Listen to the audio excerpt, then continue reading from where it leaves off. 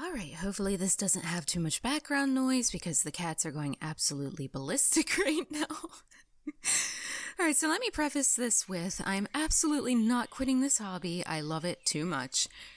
So I will still be here making videos, hopefully even more.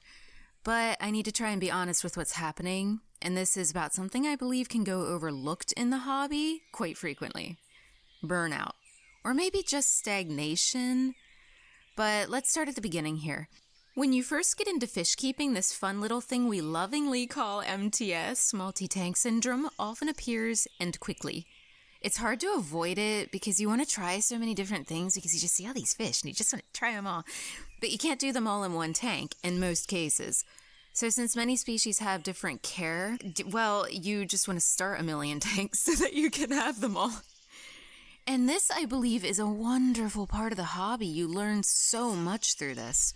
And I'll always be a part of the MTS crowd, but I do want to downsize my tanks, especially the ones that are more or less neglected. I hate to even say that, but let's talk about the first one on the chopping block.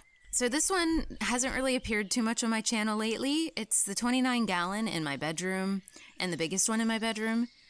The system has had its fair share of troubles, and it's ultimately led to a deep paranoia, if I'm being honest, and I don't want to add anything new to it because I'm just paranoid about it.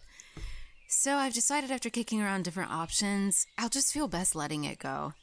The plants will be moving into the goldfish tank since I have large filtration in place to help with what I'm worried about, and I'll link the video below if you're curious. It's an older one, and it describes what the issues with this tank are. But anything that I want to salvage from this tank, I'm going to be moving into that goldfish tank. So this process is going to be slow since I'm kind of trying to let everything remain in here until it lives out its life. And there's 4 frogs and 2 ember tetras remaining in here, so that's the quick rundown of this plan.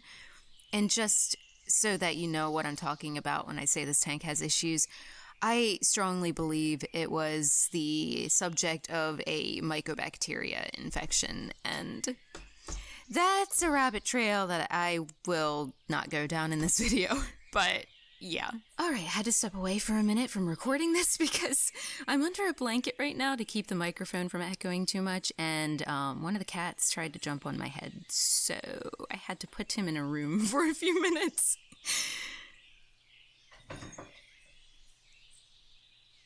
Alright, so the next part of the plan is to get 2 tank stands built, and I'd like all of the basement tanks aside from the 55 and the 75 on one wall. So Claude, the turtle's tank, Shrimp City, and the Peppered Cory tank. And I also am going to take my quarantine tank that I'm also tearing down in my room. I want to get that on here as well because I can't lose my quarantine tank. That's pretty important. So I want to move that down here as well. But it's going to be leaving my room and hopefully getting on this one stand. So I want to make these things all in one place, and I feel like I can really lock into making things look nice in one spot and just like dedicate a wall to fish in both of these rooms, if that makes sense. So this process is going to take a long time, but it's the current plan. And the other stand would be for my room. I'll be keeping the Evo tank in my closet, my saltwater tank, or really what used to be a closet. It's not really anymore. And the rest of the smaller tanks might be consolidated into one 10-gallon. I haven't worked out the details yet, but one of them was a quarantine, which I just mentioned, so I'm going to be turning that back into one. And the loaches and the baby cories will be moved. I actually, as of recording this, I have moved most of them into the basement 29 where all the corydoras are. So overall, I have to get these stands planned and built before I can really figure out everything that I'm doing, but this is kind of what I'm thinking of right now. And that brings me to the 29-gallon in the basement. This is my current favorite, and I want to do some proper aquascaping in it. But I kicked around upgrading the tank itself to another 40 breeder and consolidating smaller tanks into it as well.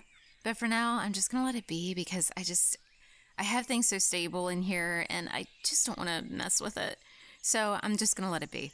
But I might plan for the stand being built for 240 gallons, just in case. So, yeah. So looking back at my tanks from years ago and old videos makes me realize I do want to step back and try to get back into that headspace of when you first start and you're so excited. And I know I can if I simply just switch it up a little bit. Sometimes a little change is all it takes to get out of this funk. Sometimes it takes downsizing, but sometimes a change is all you need. I've learned this with other hobbies that I have. While I'm on the topic of changes, there's one thing I haven't shared. My rescue feeder fish lived with me for a very, very long time, but as of writing this, I have unfortunately lost 3 of the 4, and the last one, he was looking rough. He looks like he's healing now, so I'm hopeful. I tested the water, nothing's foul, but these fish were bred to be feeders, which comes with a set of issues in and of itself. In fact, one of them lived with a massive, what I assumed was a granuloma on his body for a long time. And still, I feel like something was off in the tank. I tried medicating the fish in quarantine, but over the past few months just had no luck no matter what I tried. And I really hope this isn't a mycobacteria issue, but I am going to let this tank alone because I don't have that same mistrust. I don't know what my problem with that 29-gallon is, but that's besides the point. So I had to make a choice as they didn't heal, and I had to let some of them go. I didn't want to watch them suffer anymore. It was really difficult. And I'm doing what I can for the remaining one, but it's the same story. And again, he is looking a little bit better, so I'm hopeful. And I've had these fish for years, but it really, really hurts knowing they still could have lived a while, realistically. But this is the sad side of the hobby, and when I got them, I didn't even expect them to live this long, since I had rescued other feeders as well, and they barely made it a few weeks. And the feeder fish industry, especially as it pertains to goldfish, it just really makes me sad. I have a lot of strong thoughts on this. I won't go into details here. You don't want me to go into that. But overall, I'm not sure what I'll do with this goldfish tank yet if I do lose the last goldfish, but he is looking a lot better. So I'm thinking of getting him a buddy, but first it's going to sit for a long time in case there was some sort of issue running rampant that'll give it time to die off. And then I'll add some goldfish better fit for a tank environment like this, because I really wanted to put these bigger goldfish in a pond, but I never got to do that. So I love ranchu goldfish and such, but this is down the line for now. Like I said, I don't want to put anything in this tank. I'm just going to work on just cleaning it out a little bit and doing water changes, and just in case there was something wrong with it. And I am going to be moving my plants over and taking care of Hux, which is the remaining goldfish, and that's all here. And again, this tank has large filtration, so I do trust it a lot more if there is an issue in here than my smaller tank.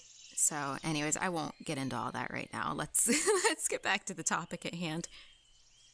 But I guess before I move on, I guess it's safe to say that all of this happening in a year kind of contributed to the burnout a little bit. So yeah, it's an unfortunate part of the hobby. Please don't quit when things like this happen. I know it's so easy to. I've considered it at points, but I'd always come back to this no matter what I did. I know I'd always come back to it. So, I mean, there's nothing wrong with taking a break, but anyways, that's besides the point. I just wanted to throw that out here just in case you're struggling and having issues, because these things happen in this hobby. It's painful. It really is. But don't let it make you quit. You can learn so much from these mistakes and these horrible things happening. Oftentimes you learn more from this than the smaller things. So I hope that makes sense. So, overall, a lot of this is really about getting things organized and just set up differently. And the 29 in my room has to go, and there's just no way around it. It would just make me feel better. But I can't promise whatever I do downsize will be permanent. When I get my Evo reef tank sorted, I would really like to start a BioCube 32-gallon. This is a problem for the future, and I'm not looking into doing it right at this moment, but it is a thought. For now, I'm just figuring out how to downsize so I can primarily focus on a few much nicer looking tanks and nice looking areas. So I'll definitely bring you all along on the journey with me. And the first step is tearing down the 29-gallon, which I showed bits and pieces of that throughout this video. And this is going to be a really slow process for now, or at least it should be. But I just want to reiterate, I am not quitting. I'm just locking in. So once I get my groove back, I will probably end up with more tanks again. It seems inevitable, but that's just the way of things.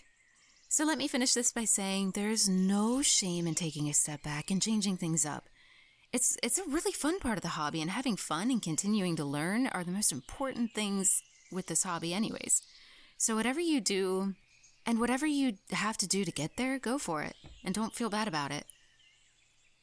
Happy fish keeping all. Look forward to changes in my fish tanks coming soon on this channel. Like I said, it's going to be a slow process, but it's going to be happening. And I just want to give you a sneak. I don't know if I showed it in this editing. I am recording this audio before I put my video together, so I do want to show you some of the changes that I made in my Corridora tank.